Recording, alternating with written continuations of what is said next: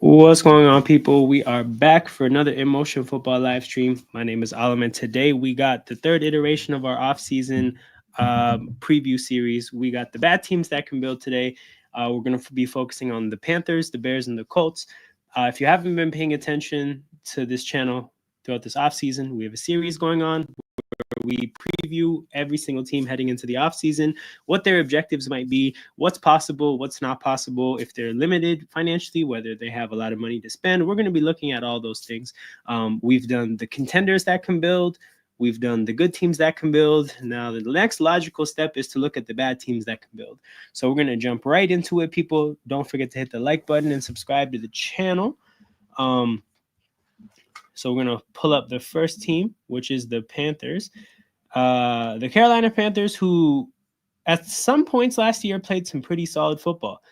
So if we look at what they're bringing back next year, they're losing their center, Austin Corbett, their tight end, Tommy Tremble. They're losing an inside linebacker, Shaq Thompson, who I think was out for the year at some point. And they're losing two players from the secondary, Mike Jackson, Xavier Woods. They also cut somebody today. They cut Dane Jackson, but it looks like this updated for that. So there is some transition. I think Austin Corbett is a functional center, so they are going to have to replace him. Tommy Tremble, I think they already replaced him with their 4th-round pick from last year, Jatavian Sanders. Shaq Thompson, again, I think he's somebody who missed time last year, if I'm not mistaken. And then two players from the secondary.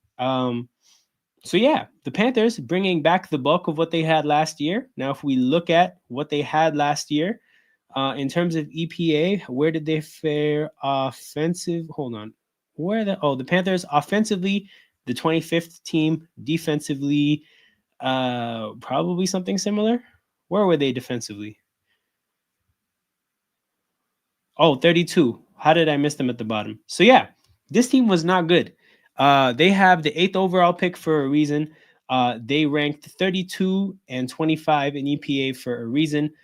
This is not a good team, people. So this team that they're bringing back, it's not that they're bringing back a great team, but they are bringing back the bulk of a team that had some good moments. But if we talk about why they are positioned to get better, it's because they're not a particularly expensive team. So the Panthers are here below the average. I think this would put them at maybe the 18th or 19th most expensive team.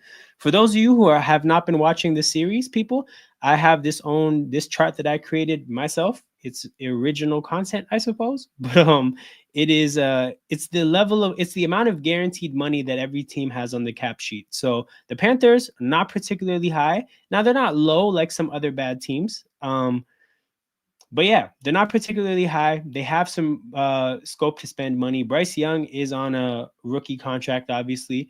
Gonna pull up my little list here. I wasn't able to identify any players that they would have to extend. Again, this is not a good team.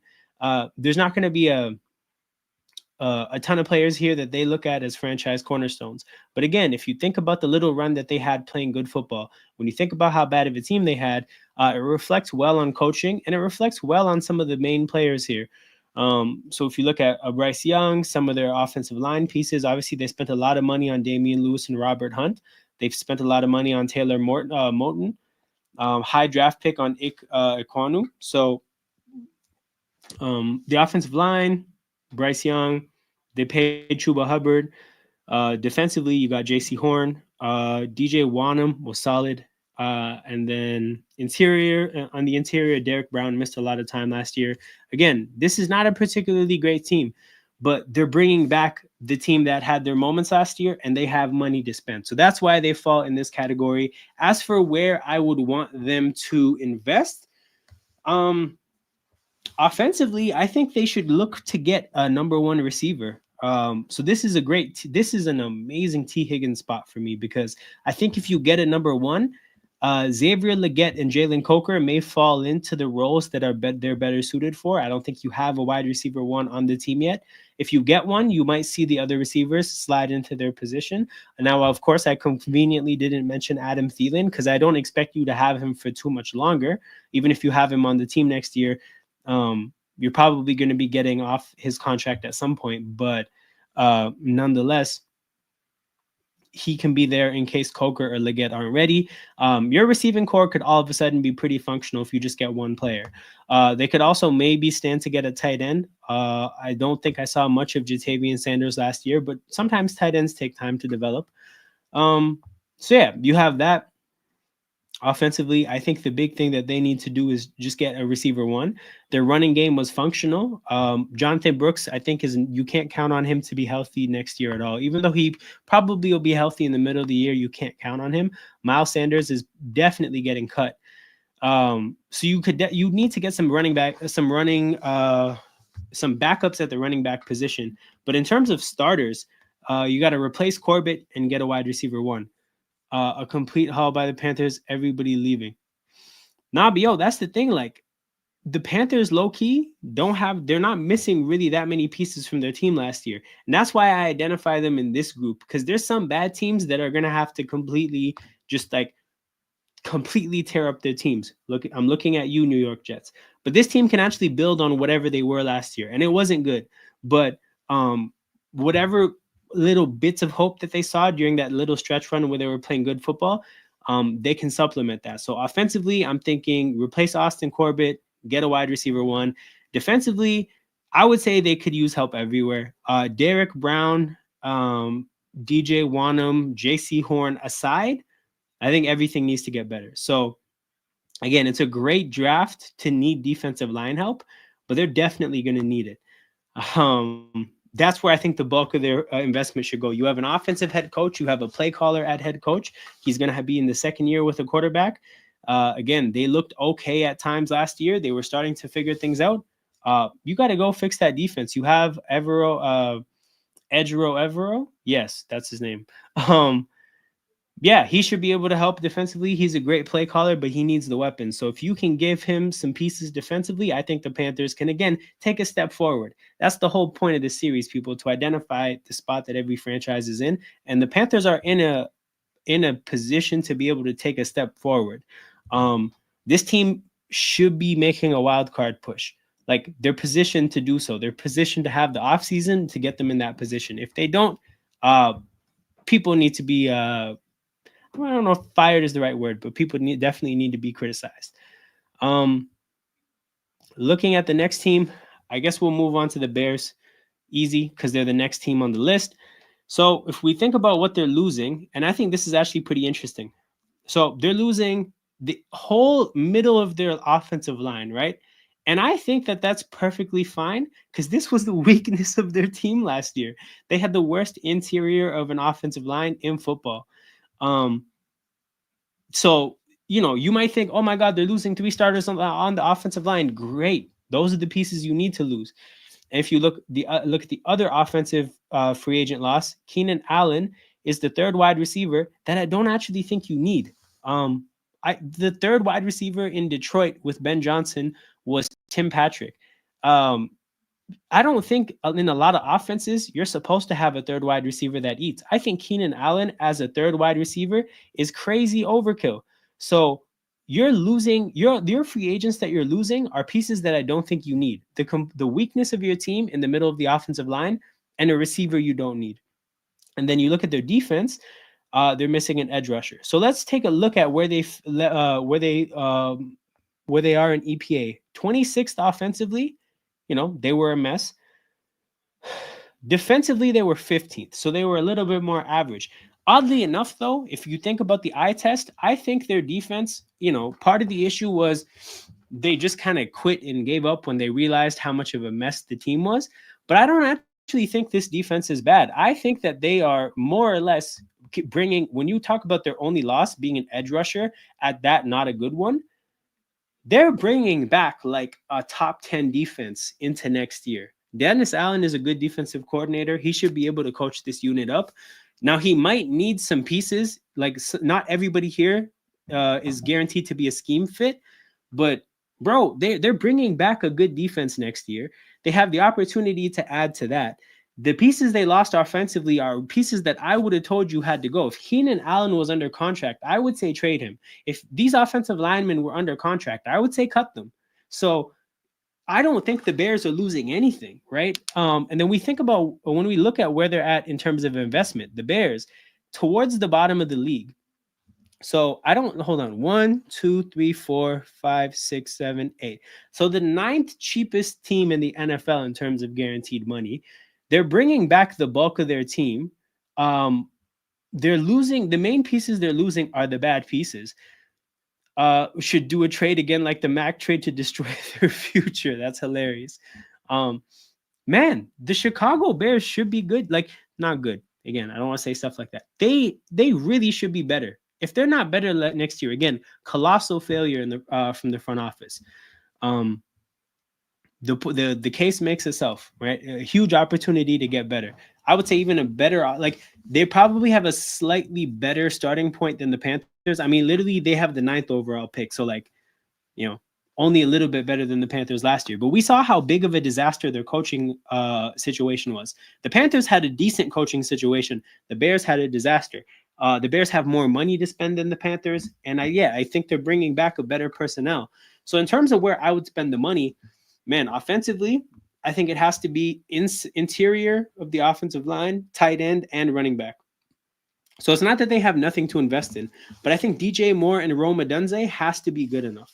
It just has to be. Caleb Williams has to be good enough, right? I don't think Cole Kmet is A, good enough, or B, the right tight end for this offense. I think he's going to want more of a Laporta, more of somebody who's more an athlete and a pass catcher. And then literally DeAndre Swift is the very back that Ben Johnson traded from Detroit like a year and a half ago. So I guess it would be it would be 2 years ago now. Yeah. So they don't have running backs that they like. I don't think they have a tight end that they like. And they definitely don't have an interior offensive line that's functional. So there's quite a bit of work that has to be done offensively, but that's okay because I don't think there's a ton of work that has to be done defensively. I think they need an edge rusher, maybe some safety depth because Kevin Byard is old. Maybe a linebacker if these linebackers aren't fits into this defense, but edge you should be able to get in the draft round 1 or round 2. You can sign one in free agency as well, and then from that point you can really focus on the offense. So man, I think it makes it they're in a really good spot in this offseason, right? Like they have to get better. I always get DeAndre Swift and the other guy, Devon. Hold on. Who? Hold on. They should be around a 6-7 win team. So here's my thing. Where did they finish last year? 5 wins? I think they had 5 wins last year. If they're not an 8-9 win team, they failed. They failed miserably because they should be able to take strides as an organization. But yeah, this is not what they should do. They should not trade for Myles Garrett. Thank you, Genwo, for bringing this up. They should not trade for Myles Garrett because I don't think they have to make that desperate of a move. They have Montez Sweat. They have some young defensive tackles. They should just continually, take steady strides forward. And like I said, I think the big moves for them are going to be getting interior offensive linemen across the board. I mean, they're probably the biggest candidates for Trey Smith when you think about it. They got the money to spend. They have the need. And more than anything, they need win now talent. So, yeah, I'm thinking the Bears. I'm thinking they're around 2 years away from the playoffs. Yeah, I mean, probably. But they got to make meaningful strides forward, man. Like, they can't be a 6-win team. But I'm thinking 8. It's got to be 8 or 9. I'm using NBA lingo. Oh, okay, true. But yeah, that's what we're gonna leave it with the Bears. The next team we're gonna look at is the Indianapolis Colts. Where are they? Yeah, so the Indianapolis Colts. We're gonna look at what they're bringing back. So they're missing Ryan Kelly, Will Fries. Now, Will Fries apparently is a pretty good guard. That's what I've been hearing about. Mo Ali Cox, not a particularly great tight end. Ryan Kelly, a center that's been good, but he's obviously getting older now. They're missing their second best linebacker in EJ Speed, and then they're missing a safety, Julian Blackman. So I don't think what they're losing here is anything extraordinary. Like, it looks like they're going to have to make a point to replace the interior offensive lineman, but I don't think they're missing a whole lot. They're bringing back the bulk of what they had last year. And then when we go to take stock of what that is, the Colts were 23 in EPA as an offense.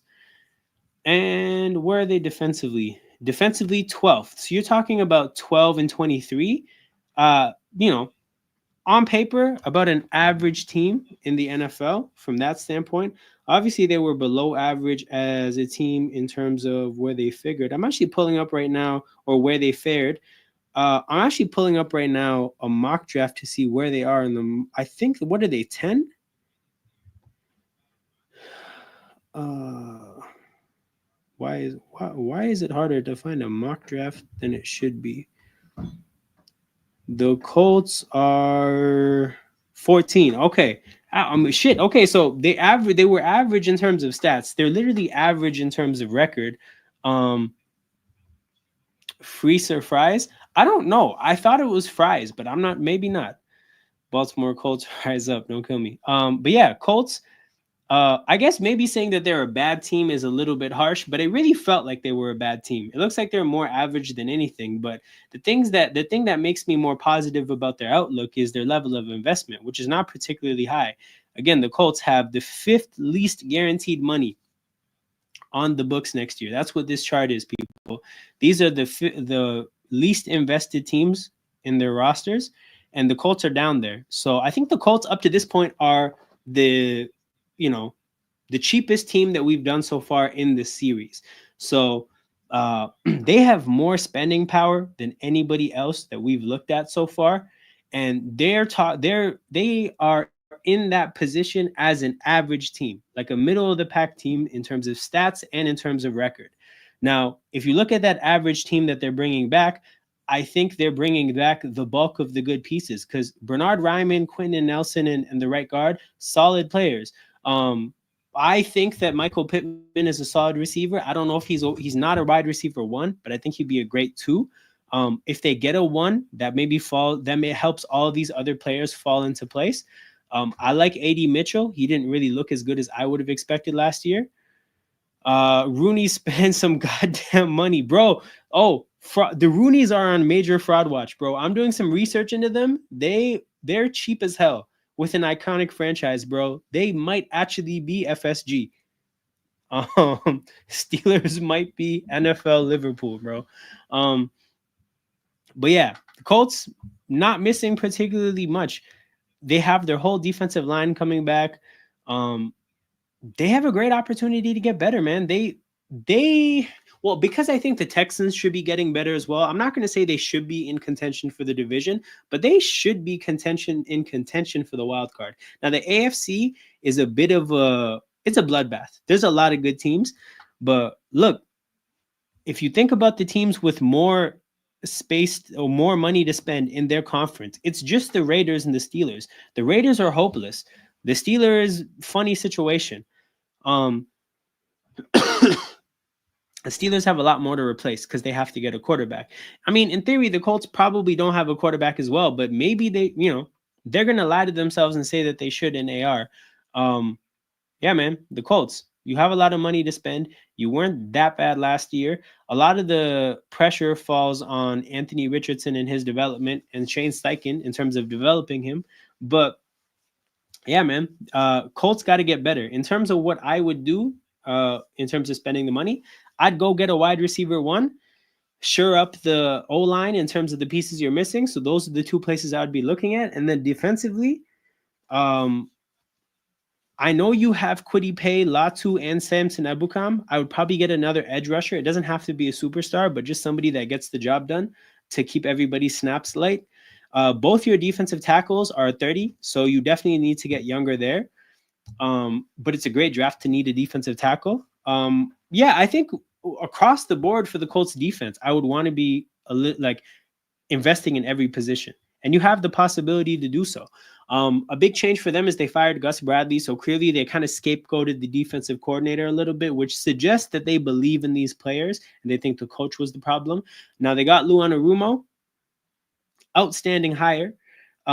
If you give him the pieces, I feel very confident that he'll give you a good defense. And then maybe having a good defense dictates how you can play offense. If you can play as a run-first team, which Steichen was with Philly in the pre AJ Brown years. So basically, that 1 year when it was just Devontae Smith, oddly enough, I think you can kind of roll with that game plan and play Colts football if you have a good defense. Um, and that's what and the Steelers have NFL young boy. That's funny. Colts have Flacco. Yeah, man, Flacco gotta go, bro. They need to all the pressure needs to be on AR, bro. They need to sign like a Mariota or something, somebody that you know is a scrub. All the pressure needs to be on AR. But yeah, man, I think they got to go invest in the defense, give Luan Arumo the pieces. Offensively, maybe get one more piece. But as is, like, you have a good line for the most part. Get a little bit better. Run the hell out of the ball. You pay Jonathan Taylor for a reason. You have AR you can run read options with. Um, yeah, get a receiver, get an offensive lineman, flood the defense with resources, and the Colts should be better with wait, where's Flacco? Nah, he's in green here, which means he's a free agent. I don't know, Daniel, have you been here or did you just get here? Because basically my Daniel's our resident Colts fan. What I said is basically they need to maybe add one offensive lineman, one receiver, but then after that, focus on defense because they actually have a lot of money to spend. Yeah, so basically, Daniel, I'll just do a quick recap. The Colts, this is a chart that I put together myself. The Colts are the fifth lowest team in the NFL on this chart when it comes to guaranteed money that they've spent. So the Colts have a lot of money to spend, in my opinion. In terms of how they fared, they had the 23 ranked offense and the 12th ranked defense. In terms of EPA, which is a stat that I like, it's not a perfect stat. But when it comes to the Colts, obviously they fired their defensive coordinator because, they kind of looked at Gus Bradley as an issue. You're the 12th ranked defense. You upgrade the play caller. You upgrade the personnel. The Colts should have a good defense next year. And then if you look at their offense, if they just shore up the offensive line in terms of the two guys that they're missing, they should be able to run the ball with JT and AR. Like, the Colts have a lot of money to spend. They should be getting better. They should be making a playoff push next year. That's got to happen. Colts don't need to go crazy like the Commanders. Depends on how AR5 works. This is fair, though. This is definitely fair.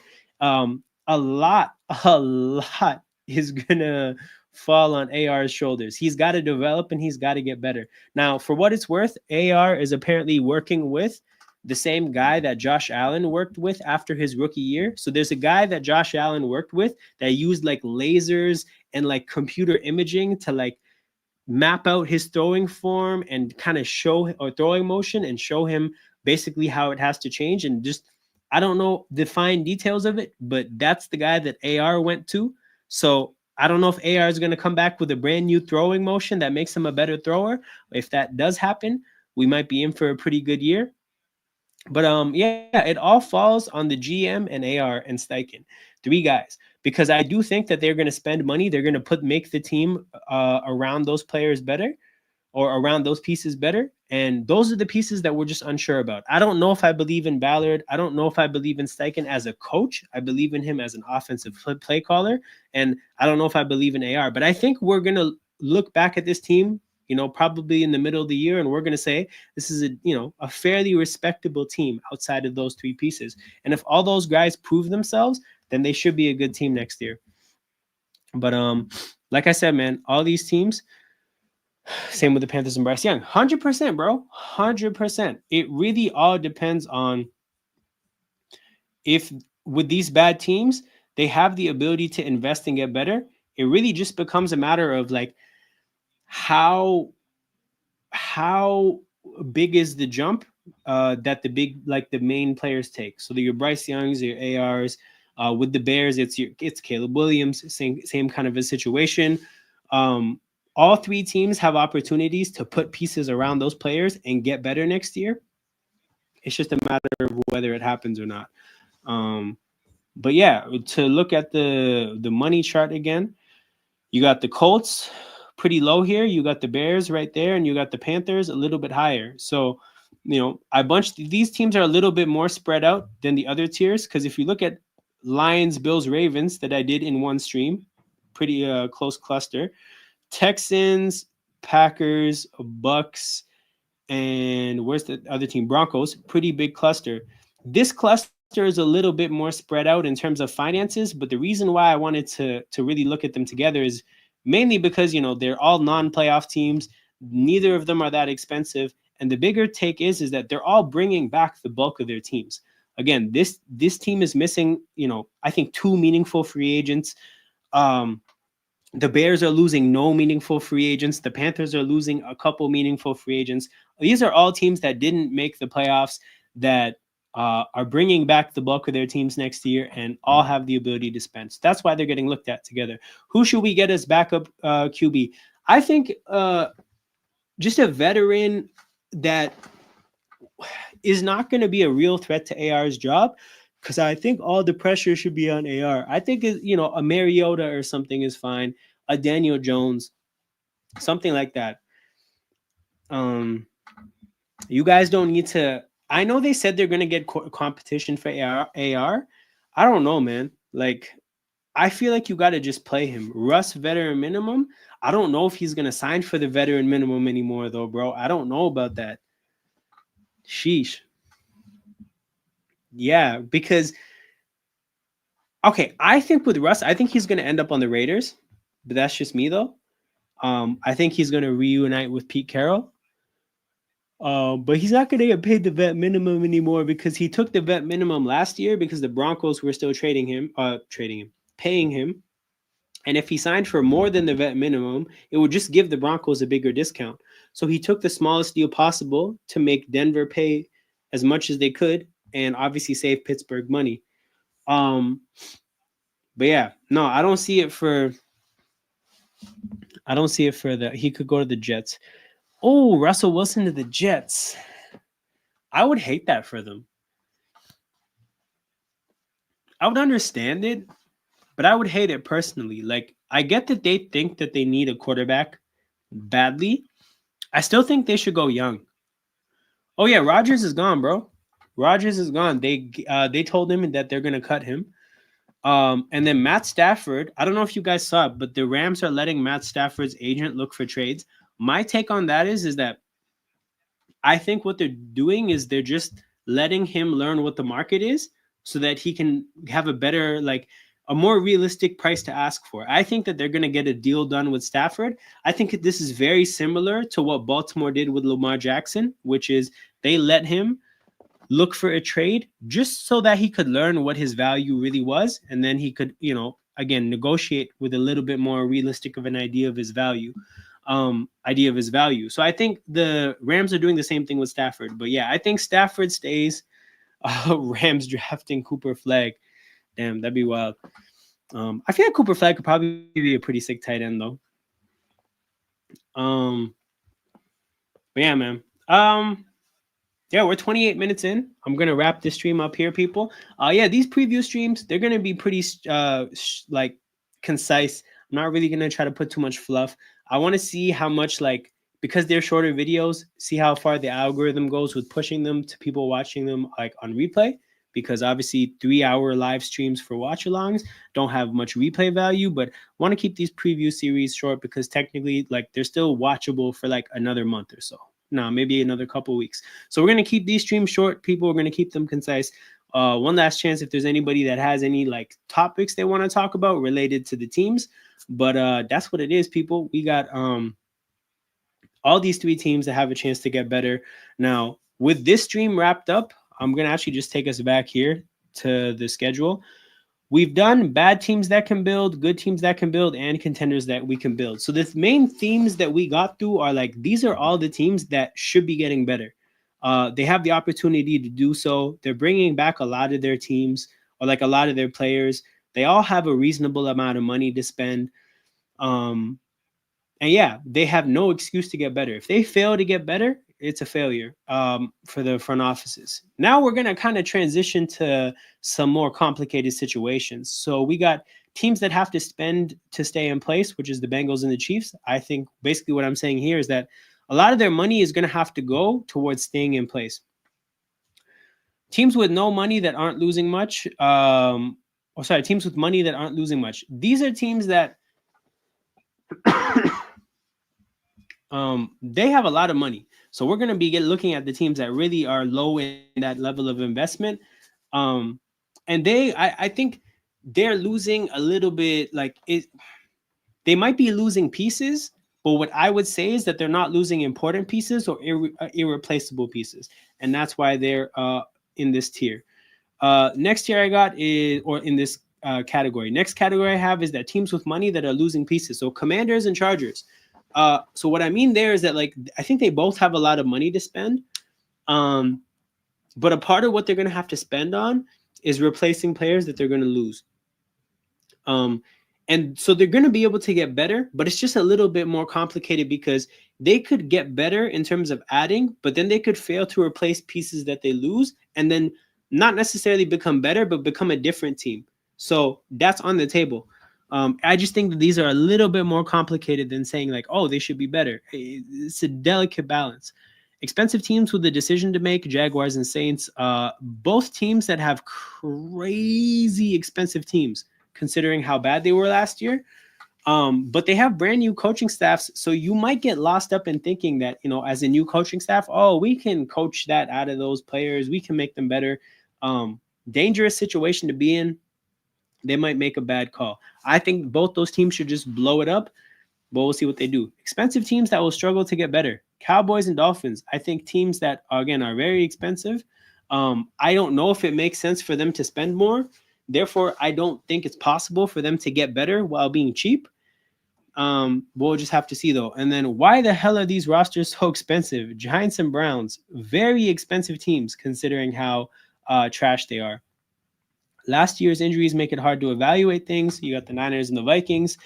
Between all the Niners injuries and then between the Vikings quarterback and cornerback injuries, it's kind of hard to say what they're bringing back next year because we never really got a chance to see what these teams were at full strength last year. So they both have complicated situations. Then we got starting from the ground up, Raiders, Titans, and Jets. Lots of money to spend, losing lots of pieces though.